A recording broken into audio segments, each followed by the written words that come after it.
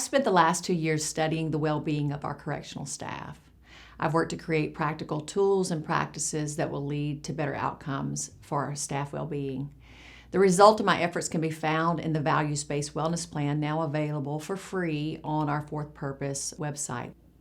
But in addition to the negative effects of things like job burnout, hypervigilance, and unprocessed trauma, there was another common factor that kept surfacing in the research data, one that was a little harder to define, and it's the problem of role conflict or role ambiguity. In other words, the research on staff well-being points to the fact that our workforce often struggles with understanding a clear vision for their job. And it's causing increased job stress, burnout, and it's also contributing to our difficulty in recruitment. It's not enough to know what to do. Our workforce must understand why we do it. The data points suggest that our people are not always clear on the why. As prison staff, are we here to punish or are we here to help? Is it neither or is it both? The prison system is an institution, and institutions serve a purpose in society. The purpose is usually something beneficial for the building up of or providing order for the society itself. So let's unpack this a little further. Prisons are institutions, but they are a component of a larger institution, the criminal justice system. The purpose of the criminal justice system is to keep order in the country and keep citizens safe. As Americans, we value our freedom, and we want to exercise that freedom and live our lives the way we want to live it.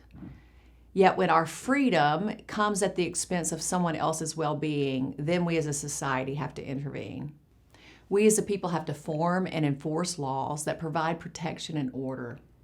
The people create the laws, the police enforce the laws, the court determines the guilt and the justice needed for that crime, and then the sentence is carried out. Correctional staff uphold justice by making sure the sentence is served. The sentence is the justice. The sentence is the punishment. The punishment is the loss of freedom. But the story doesn't end there. What happens after the sentence is served? 95% of those sentenced to incarceration will return to society. And now we get to the root of the role conflict and the reason for ambiguity in the minds of our staff.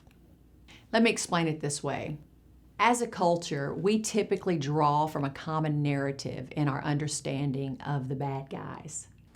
Our movies, comic books, children's stories, so much of it carries this conflict of good guys versus bad guys. The bad guys hurt people and they do things that we fundamentally are against. And so by the end of the story, we are cheering on the good guys as they capture the bad guys and banish them forever. They're sent away, the story is over, the end. But it's not the end. The very ones we label and send away will come back, and we need them to come back thinking and behaving differently than they once did. And that transformation doesn't typically happen without some intervention. So in one part of our brain, we may be thinking of this person as the bad guy, and thus we should feel a particular way about him or her, and maybe even work to help keep this person locked down and away from society. Yet in another part of our brain, we are told we should want positive interventions to come to this person to help lift them up in every way possible so that they can return to society as productive citizens, less likely to reoffend and create another victim. So it's easy to see how these two views are at war in our brains, even sometimes when we don't realize that they are. So we have to be honest about how we have been conditioned to a way of labeling and thinking about people and the challenges that that creates for those who work in corrections. I think there are people in the workforce who understand that mission. But like many in the community, I think they hear, well, our mission is public safety, and our mission is indeed public safety.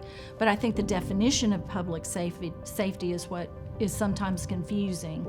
And it isn't just keeping this one group of people away from the rest of the community or punishing this one group of people. It is about effecting change in their life so they can re-enter the community in a different way. And they're living in the communities where you and I live, where officers live. Public safety is really twofold.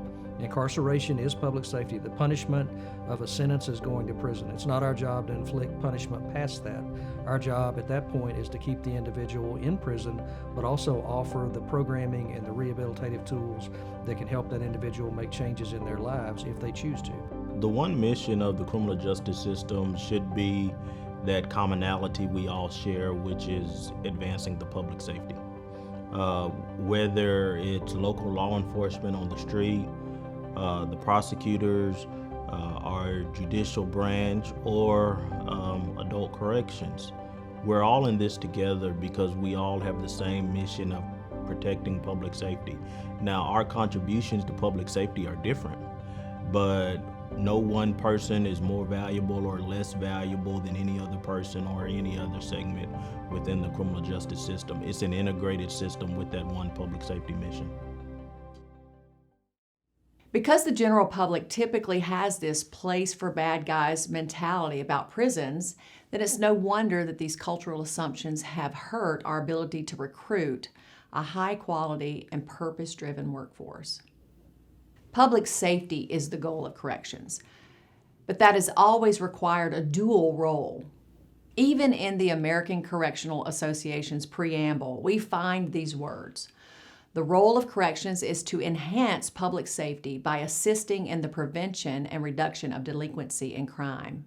Our purpose is public safety, so it matters that we keep those serving sentences secure behind the walls. Public safety also demands that the environment and activities and opportunities during incarceration support, promote, and cultivate pro-social attitudes and actions. Creating an environment that is conducive to behavioral change among people who are being held against their will is no small task. Creating a safe environment among the most disruptive of citizens requires a high-quality, highly trained workforce, all operating with a very clear vision. Not all offenders are ready to be a participant in such an environment. Those who want to continue in deviant behavior must be addressed firmly and consistently, because an unsafe, chaotic environment will not foster rehabilitation among the portion of our population that want to take advantage of the opportunities to grow and change. Our amazing correctional professionals walk this balance of safety and rehabilitation every day. While in the midst of daily human interaction, they are trained to respond to disruptive behavior as needed, and yet always encourage the therapeutic environment and champion pro-social attitudes and actions.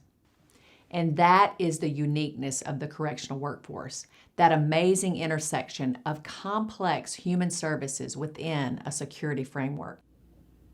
In the next section, we will look at the multidisciplinary approach needed in order to achieve this vision for public safety.